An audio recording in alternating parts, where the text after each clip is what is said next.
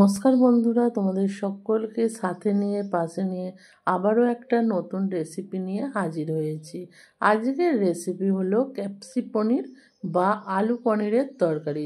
যে নামেই রাখো না কেন, তাহলে চলো বন্ধুরা দেখে নেওয়া যাক এই রেসিপিটা আমরা কিভাবে বানাই। প্রথমেই কড়ার মধ্যে দিয়ে দেব রিফাইন অয়েল। এই রান্নাটা পুরোটাই কিন্তু আমি রিফাইন অয়েলে করব। দেখো, তেলটা ভালোভাবে গরম হয়ে যাওয়ার পর এখানে ডুমো ডুমো করে আলুগুলো কেটে রেখেছিলাম, সেই আলুগুলোকে ভাজতে দিয়ে দেব। সামান্য একটু লবণ দিয়ে দিলাম। দেওয়ার ফলে আলুটা খুব তাড়াতাড়ি নরমও হয়ে যাবে আর আলুটা ভাজাটাও তাড়াতাড়ি হবে।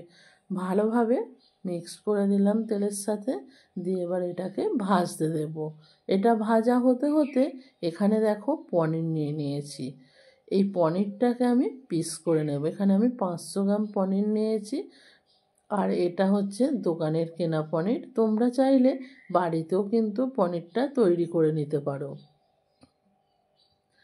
এবার পনিরটাকে আমি পিস পিস করে কেটে নেব। আর কতটা পনিরটা ফ্রেশ বুঝতেই পারছো। রুটি, লুচি, পরোটা, নান যার সাথে এই তরকারিটা করে খাও না কেন, দুর্দান্ত লাগবে। একবার হলেও কিন্তু এই তরকারিটা বানিয়ে খেয়ে দেখবে, তোমাদের কাছে রিকোয়েস্ট রইল। আর আমরা যখন এই তরকারিটা বাড়িতে বানিয়েছিলাম, দুর্দান্ত লেগেছিল খেতে। তার জন্য পুরো ভিডিওটা দেখো বন্ধুরা, স্কিপ করবে না। স্কিপ করলে কিন্তু বুঝতে পারবে না। আর পনির রান্নার সঠিক পদ্ধতিটাও তোমাদেরকে আমরা দেখিয়ে দেব। দেখো, প্রথমে আমি 4 চৌকো করে কেটে নিয়েছিলাম, এবার আমি লম্বা লম্বা করে কেটে নিলাম। এবার এগুলোকে কিউব কিউব করে কেটে নেব। যার যেমন পছন্দ সেই রকম মতন তোমরাও কেটে নেবে, কেমন? আচ্ছা, পনিরটা পিস করা হয়ে গেছে। দেখো, এখানে সমস্ত পনিরটা আমি সুন্দর করে পিস করে নিয়েছি। এবার পনিরের মধ্যে দিয়ে দেব কিছু উপকরণ। প্রথমেই দিয়ে দেব এখানে পনিরের মধ্যে সামান্য একটু লবণ। লবণটা দেবার পর এখানে পনিরের মধ্যে দিয়ে দেব সামান্য একটু কাশ্মীরি লঙ্কার গুঁড়ো। এতে কালারটা খুব সুন্দর হবে, তার জন্য পনিরের গায়ে একটু কাশ্মীরি লঙ্কার গুঁড়ো মাখিয়ে দিলাম। আর পনিরটা কতটা সফট দেখো, তোমাদেরকে দেখাচ্ছি। এটা মাখিয়ে রেখেছি, এবার এটা সরিয়ে রাখবো। আর এদিকে দেখো, আলুটাও আমার সুন্দরভাবে লাল লাল করে ভাজা হয়ে গেছে। আলুটা এমনই ভাজা হয়ে গেছে, আলুটা আমার এখানে সিদ্ধও হয়ে গেছে। সমস্ত আলুটা আমি কড়া থেকে তুলে নিয়েছি। কড়ার মধ্যে আর একটু রিফাইন অয়েল দিয়ে দেব। ভালোভাবে তেলটাকে গরম করে নেবার পর যে পনিরটা আমি ম্যারিনেট করে রেখেছিলাম, সেই পনিরটাকে অল্প অল্প করে দিয়ে ভালোভাবে ভেজে নেব। এখানে পনিরটা কিন্তু খুব বেশি পরিমাণে ভাজবো না, হালকা করে পনিরটাকে ভেজে নেব। পনিরটা একটু ভেজে যদি এই তরকারির মধ্যে দেওয়া হয়, দেখবে পনিরটা খেতেও কিন্তু খুব ভালো লাগবে। দেখো, পনিরটা কিন্তু এখানে আমার ভাজা হয়ে গেছে। আর একটা বাটির মধ্যে আগে থাকতে লবণ জল দিয়ে গুলে রেখেছিলাম, সেই জলের মধ্যে আমি এটাকে ফেলে দেব। আর জলটা কিন্তু উষ্ণ গরম জল করে নিয়েছি। এই রকমভাবে জলের মধ্যে যদি পনিরটাকে দিয়ে দাও, পনিরটা কিন্তু শক্ত হবে না, খুব সফট হবে। একই রকমভাবে সমস্ত পনিরটা ভেজে আমি এই জলের মধ্যে ডুবিয়ে রাখবো। আর এদিকে একটা মিক্সি জার নিয়ে নিয়েছি। মিক্সি জারের মধ্যে প্রথমেই দিয়ে দেব কিছুটা কাঁচা লঙ্কা, আর দিয়ে দেব চাল মগজ। এখানে একটু বেশি পরিমাণেই কিন্তু চাল মগজটা লাগবে। আর দিয়ে দেব এখানে পোস্ত। এখানে 3 চামচ মতন পোস্ত দিয়ে দিলাম। চাল মগজটাও দেখলে কতটা বেশি পরিমাণেই কিন্তু আমি দিয়েছি, তোমরা যে যেমন পরিমাণ বুঝবে সেই রকম দেবে। আর এখানে দিয়ে দেবে এবার টক দই। এখানে 100 গ্রাম টক দই আমি দিয়ে দিলাম। আর দিয়ে দেব জল। সব কিছুকে দিয়ে একটা ফাইন পেস্ট তৈরি করে নেব। আর পনিরগুলো এদিকে ভেজে তুলে নিয়েছি। ওই তেলের মধ্যে দিয়ে দিলাম গরম মশলার ফোড়ন। ফোড়নটা ভালোভাবে ভাজা হয়ে যাওয়ার পর এখানে দেখো 2টো বড় সাইজের ক্যাপসিকামকে কেটে দিয়ে দিয়েছি। ক্যাপসিকামটাকে এবার নাড়াচাড়া করে ভেজে নেব। দেখো ক্যাপসিকামটা কিন্তু ভাজা হয়ে গেছে। এই অবস্থায় আমি দিয়ে দেব 1 চামচ আদার পেস্ট, আর দিয়ে দেব কাশ্মীরি লঙ্কার গুঁড়ো, দিয়ে ভালোভাবে আবারও এটাকে নাড়াচাড়া করে নেব। এখানে ঝাল লঙ্কাটা দেব না, আমি তার জন্য কাঁচা লঙ্কাটা ব্যবহার করছি। দেখো ক্যাপসিকামটা কিন্তু সুন্দরভাবে আমার এখানে ভাজা ভাজা হয়ে গেছে। এবার যে মশলাটা তৈরি করে রেখেছিলাম সেই মশলাটা এর মধ্যে দিয়ে দেব, দিয়ে ভালোভাবে মশলাটাকেও আমি কষিয়ে নেব।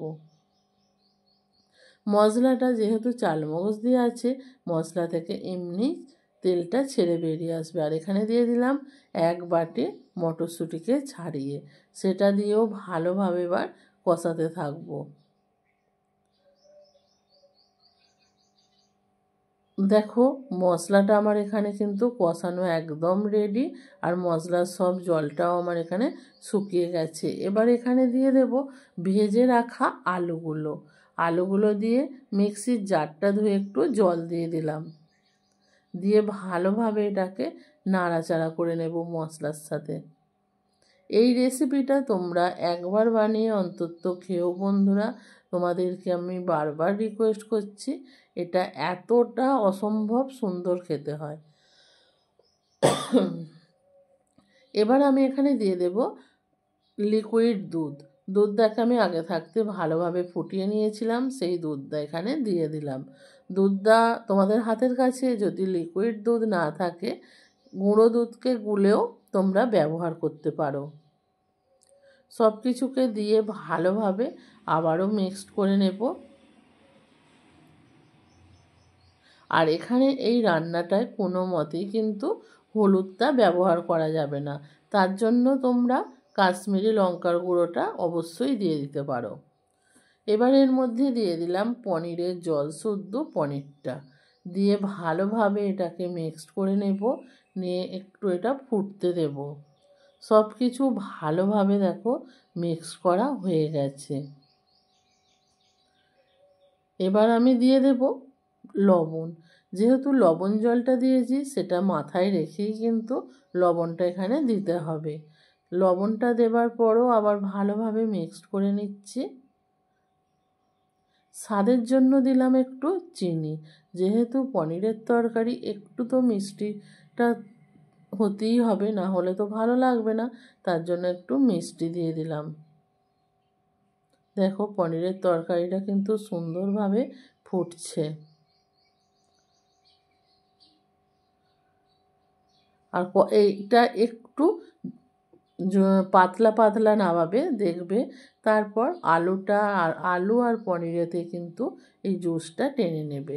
এখানে দিয়ে দেব বিরিয়ানি মশলা, এখানে আমি 2 চামচ মতন বিরিয়ানি মশলা দিয়ে দিলাম। এটা দিয়েও ভালোভাবে আমি মিক্সড করে নেব। সব কিছুকে সুন্দরভাবে আমি মিক্সড করে নিয়েছি। একদম রেডি হয়ে গেছে আমাদের ক্যাপসি পনির বা আলু পনিরের এই রেসিপিটা। এবার দিয়ে দেব ওপর থেকে 1 চামচ ঘি, ঘিটা কিন্তু অবশ্যই দেবে। এবার গ্যাসের ফ্লেমটা অফ করে দেব। চলো এবার সার্ভ করে নিই। আজকের রেসিপিটা তোমাদের কেমন লাগলো অবশ্যই কিন্তু কমেন্ট করে জানাবে। তোমাদের যদি ভালো লাগে অবশ্যই একবার হলেও বাড়িতে ট্রাই করবে। আজকের মতো ভিডিওটা আমি এখানেই শেষ করছি। আবারও দেখা হবে পরের দিন নতুন কোনো এক ভিডিওর সাথে। ততক্ষণের জন্য টাটা।